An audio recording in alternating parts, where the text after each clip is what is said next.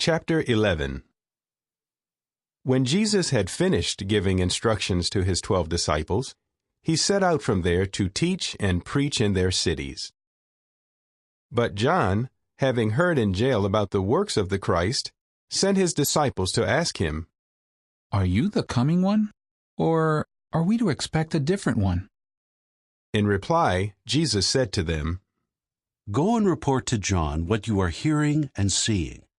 The blind are now seeing, and the lame are walking. The lepers are being cleansed, and the deaf are hearing. The dead are being raised up, and the poor are being told the good news. Happy is the one who finds no cause for stumbling in me." While these were on their way, Jesus began to speak to the crowds about John. "What did you go out into the wilderness to see? A reed being tossed by the wind? What then did you go out to see? A man dressed in soft garments? Why, those wearing soft garments are in the houses of kings. Really then, why did you go out? To see a prophet? Yes, I tell you, and far more than a prophet. This is the one about whom it is written, 'Look, I am sending my messenger ahead of you, who will prepare your way ahead of you.'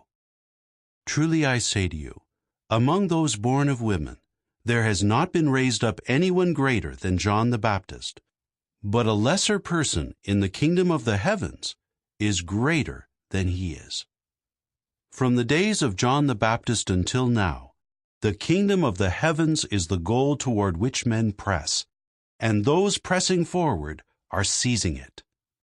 For all, the prophets and the law, prophesied until John, and if you are willing to accept it, he is Elijah who is to come. Let the one who has ears listen. With whom will I compare this generation? It is like young children sitting in the marketplaces who call out to their playmates, saying, 'We played the flute for you, but you did not dance.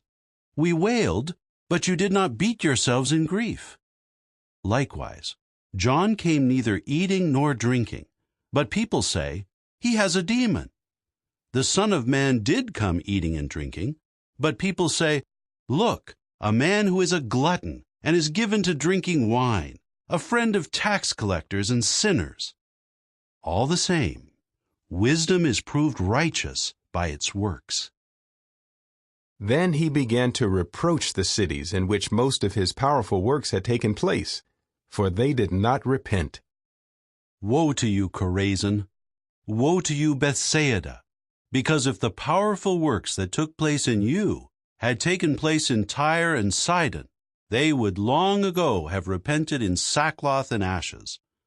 But I say to you, it will be more endurable for Tyre and Sidon on Judgment Day than for you.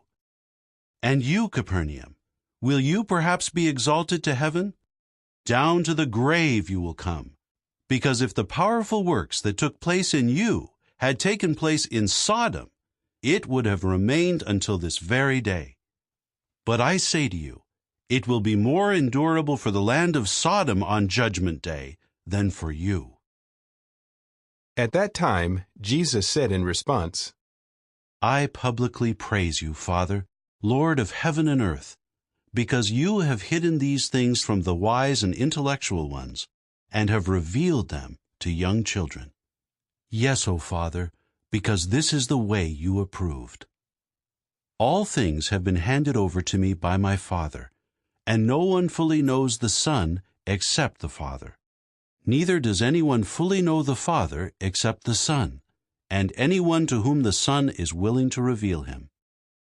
Come to me, all you who are toiling and loaded down, and I will refresh you. Take my yoke upon you, and learn from me, for I am mild-tempered and lowly in heart, and you will find refreshment for yourselves.